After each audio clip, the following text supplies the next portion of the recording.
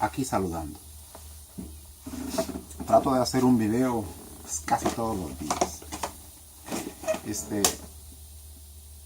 Todos estos videos los voy a estar tratando de subir a YouTube de una manera para poderlos guardar. Para poderlos guardar y para que queden ahí. Tal vez tenga muchas vistas, tal vez no. Pero si por alguna razón se los encuentra, le pido por favor que se suscriba, que los comparta. Porque el propósito cuando hablamos de Jesús, cuando hablamos de Dios, es que la gente conozca de Dios. No es solamente que la gente lo oiga como algo que, ay, qué bonito, y se acabó, ¿verdad? Como cuando una persona escucha a un artista que hace un buen acto y aplaude y todo se terminó. No hay más que hacer, pero cuando se predica el Evangelio, tiene que haber una urgencia de ¿qué voy a hacer con este Cristo que me están predicando? ¿Qué voy a hacer con lo que este hombre dijo? ¿Verdad?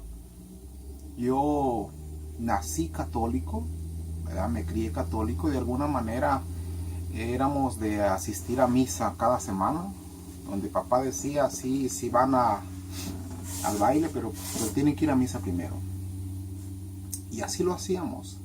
Yo todavía recuerdo que en más de una ocasión yo acompañé a mi madre a entrar hasta donde estaba el altar de rodillas, desde donde entraba a la iglesia, porque de alguna manera mi madre pensaba, nosotros pensábamos que Dios se agradaba de los sacrificios, cuando uno hace un sacrificio y uno se sacrifica. Voy a empezar diciendo que si yo estoy aquí es por la misericordia de Dios.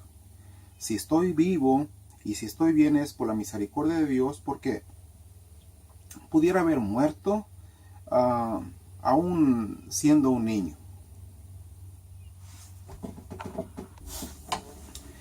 Y les digo esto, que pude haber muerto aún siendo un niño o no haber quedado bien, porque cuando tenía aproximadamente 4 años, mi padre me llevó a trabajar al cerro, al monte.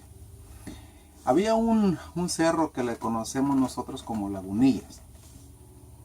Y en ese lugar mi papá, allá en la parte de arriba, tenía su sembradío, su siembra de maíz. Y cuando venía diciembre, era el tiempo de la cosecha. Se juntaba un grupo de hombres y se pagaban a los mozos para ir a trabajar. Hacían unos montones de maíz para pasar a levantarlos después, pero se los podían robar, se podían robar el maíz. Entonces, siempre había personas que se quedaban a dormir ahí. Hacían una casita de plástico con unos palos, la cubrían de plástico y ahí se quedaban a dormir. Entonces, cuando mi padre de repente le dice a mi mamá, me voy a llevar a Armando a trabajar, mi madre dice que le dijo, pero ¿para qué te lo llevas si es un niño? Entonces mi papá dijo, me lo voy a llevar para que se haga hombre. Me trepa en la mula y nos vamos. Llegamos al monte, allá donde él tenía su sembradío. Llegó al monte donde estaba la casita. Estaba una casita de plástico, cubierta con nylon, con plástico. Entonces dijo mi papá, aquí te quedas, Armando. No te vas a ir a ningún lado. Ahorita regreso. Él fue a ver a los trabajadores que estarían no muy lejos de ahí, me imagino. Cuando de repente llegó papá, yo ya no estaba. Yo me había ido. Empecé a caminar porque dije, voy a buscar a mi papá. Dejé los guaraches ahí en la casita y empecé a caminar con los pies descalzos. Y caminé, no sé hasta dónde caminé, pero cuando papá regresó a la casita no me encontró. Y me empezó a buscar. Y cuando no me pude encontrar, fue a buscar ayuda. De alguna manera, para que vinieran y le ayudaran a buscarme. Y fue su sorpresa tan grande que nunca me pudo encontrar y me perdí como a las 10 de la mañana. Cuando llegó a casa tuvo que darle la noticia a mamá de que no me había encontrado. Y anduvieron buscándome toda la noche y no me encontraron. y mi madre casi se moría de llorar porque yo no había desayunado, me había perdido a las 10 de la mañana. Y así pasó todo el día, así pasó toda la noche. Y otro día me encontraron. La razón por la que me encontraron es porque yo caminé hacia donde había una laguna, que por cierto estaba bastante honda, me imagino.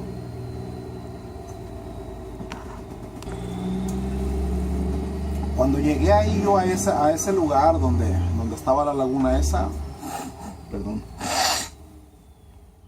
tengo gripa, ay, perdón. Entonces, ahí había un hombre y ese hombre conocía a mi papá, pero no sabía. De repente me dice: oye niño, ¿tú no eres el que andan buscando? Y le dije yo: no sé. Entonces me dijo: ¿quién es tu papá? Y le dije: mi papá se llama Jorge Escobedo Torres, etcétera, etcétera. Y ya, el hombre me dijo: espérate, yo te voy a llevar a tu casa. Entonces ese hombre me dio de comer, me dio de beber y me llevó a casa. Cuando yo llegué a casa, en ese lugar había como cuando hacen un velorio. Ahí estaban todos rodeados de mi mamá y mi mamá llorando porque seguramente Armando se había muerto, porque no me habían encontrado. En ese lugar, en aquel entonces, había muchos coyotes. Y yo me acuerdo que el relato que yo le conté a mi madre, que les conté a la gente, era que había un señor con el pelo blanco que me cuidaba porque me subió arriba de una piedra grande y él, según decía, que quería, según yo les dije, que yo quería bajarme a agarrar perritos. Ahora cuando yo escucho el aullido de los coyotes hacen un ruido como que son perritos pequeños. Entonces, que yo quería bajarme a agarrar perritos y el hombre no me dejaba. Bueno, entonces cuando llegué a casa, bueno, haz cuenta como que volví a nacer. Imagínese usted un niño de 4 años perdido en el monte desde las 10 de la mañana hasta otro día a las 8 de la noche. No es cualquier cosa. Entonces yo durante todo ese tiempo no probé agua, no probé comida. Bien me pude haber desmayado, bien me pude haber deshidratado, ¿verdad? Pero sin embargo estoy vivo y aquí estoy. Y yo pienso que no es porque sea algo especial, sino porque Dios tenía y Dios tiene planes para nosotros, aún desde antes de que nosotros naciéramos. Y esa es la forma como Dios me preservó la vida. Y si yo contara cuántas veces he estado a punto de chocar, de tener accidentes y cómo Dios me ha guardado, ahora entiendo que la mano de Dios me protegía y me ha protegido hasta ahorita. Esa es una parte de la forma como Dios me rescató. Una persona me dijo de la siguiente manera: Armando, porque yo le dije que antes de ser evangélico yo era católico. Y me dice: ¿tú te confesabas cada semana? No. ¿Tú ibas a misa cada semana? Muchas veces no iba, pero iba a misa. Yo me consideraba católico. ¿Rezabas el rosario? No. ¿Tú festejabas las fiestas, dice, solemnes, como esas fiestas patronales y todo tipo que se hace? No. Entonces no eras católico, por esa razón te lavaron el cerebro, por esa razón es que tú eres, dice, protestante. Y le dije: mira, la verdad es que me diste una hoja como de 3 páginas. Tuve que leer como 10 minutos para leer todo lo que yo necesitaba para ser un buen católico. Y descubrí que el 95% de los católicos entonces no serían católicos. Yo conozco católicos de hueso colorado que no viven mejor que yo, que no son mejores personas que yo. Conozco un hombre, ¿verdad?, que trabaja donde yo vivo, que relativamente es un buen hombre, pero es un hombre que cuanta mujer se le pone enfrente, trata de conseguírsela. Y así sucesivamente. Cuantos católicos conozco no precisamente son un ejemplo. Ahora, no quiero decir que todos lo sean, pero si para ser católico tengo que llenar un requisito como de 10 hojas, ¿verdad? Entonces, dice él, entonces no eras un buen católico. Le digo, gracias a Dios que no me metí tan profundamente, porque para una persona aceptar a Jesucristo, que está tan metida tan profundamente para desarraigarla de su tradición, para desarraigarla de sus raíces tan profundas en su liturgia, en la confianza que tiene en su religión, en la forma como le enseñaron, es tan difícil.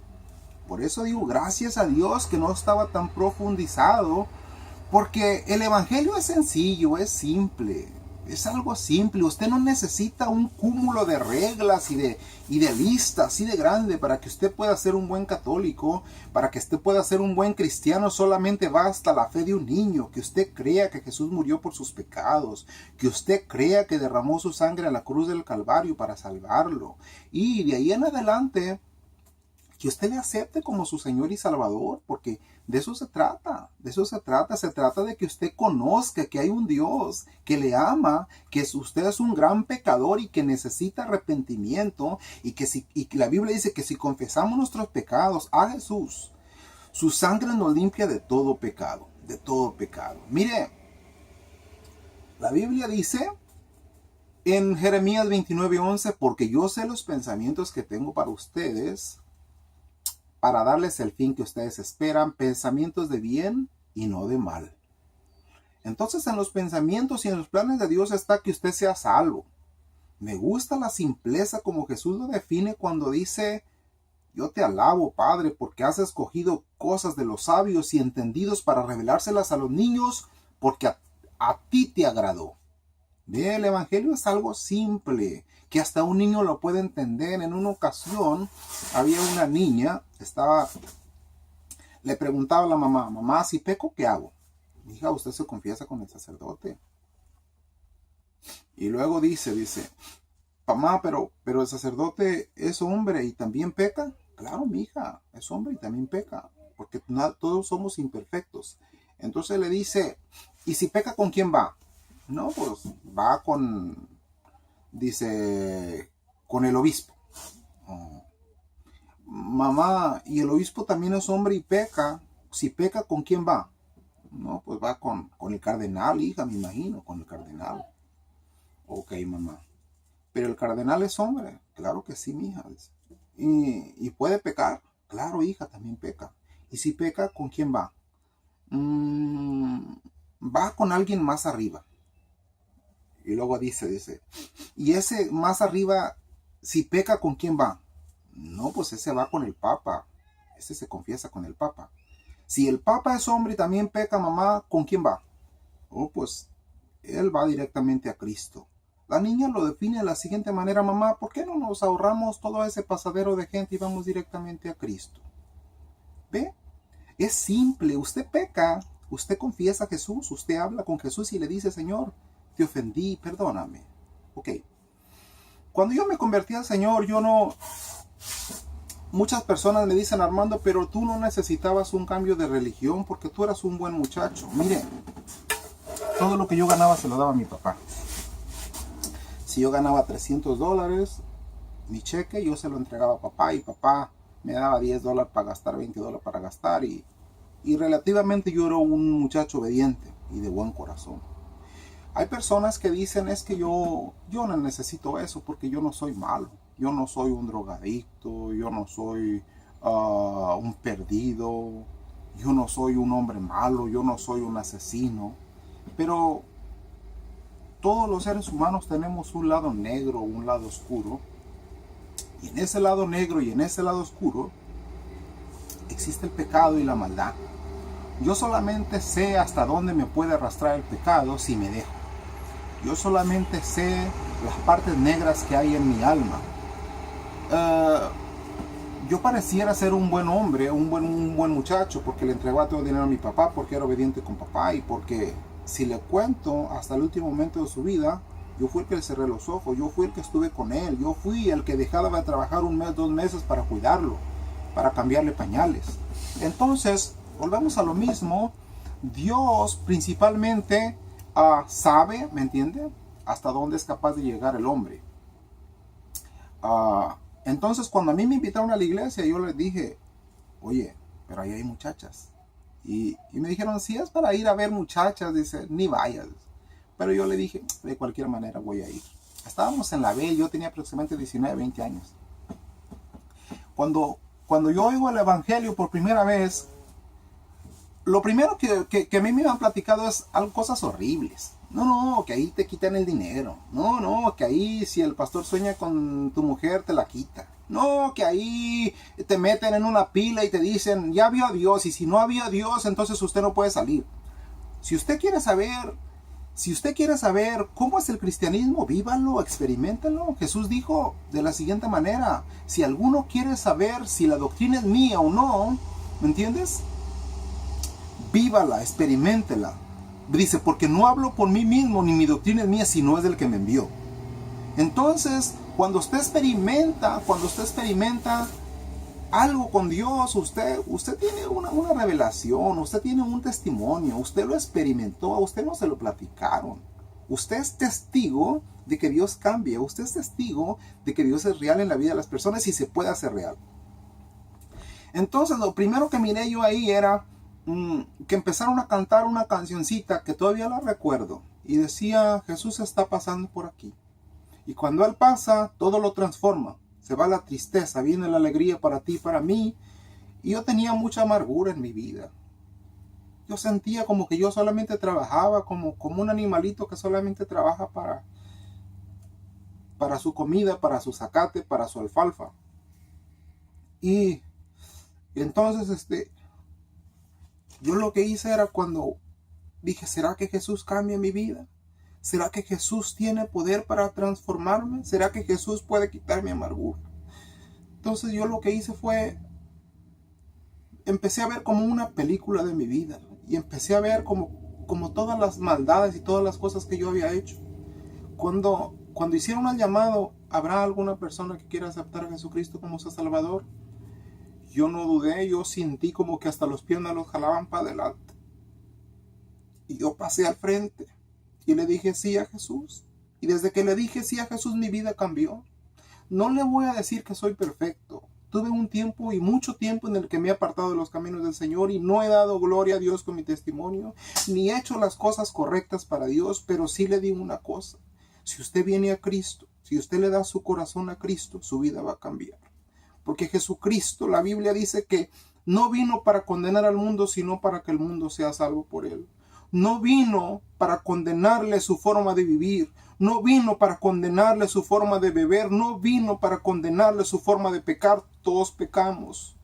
Y hay personas que dicen todos los caminos van a Dios, pero la Biblia dice, Jesús dijo, yo soy el camino, yo soy la verdad y yo soy la vida. Nadie viene al Padre sino por mí. ¿Ve? La salvación no está en una religión. Es que esa me enseñaron mis padres y ahí me voy a morir. ¿Ve? La religión está en Jesucristo. Jesucristo dijo, yo soy el camino, yo soy el único camino. No es Jesús y María, no es Jesús y el Sagrado Corazón, no es Jesús y la misa, no es Jesús y liturgias, es Jesús. Jesús le quiere salvar ahora, no mañana, ahora. Jesucristo le ama.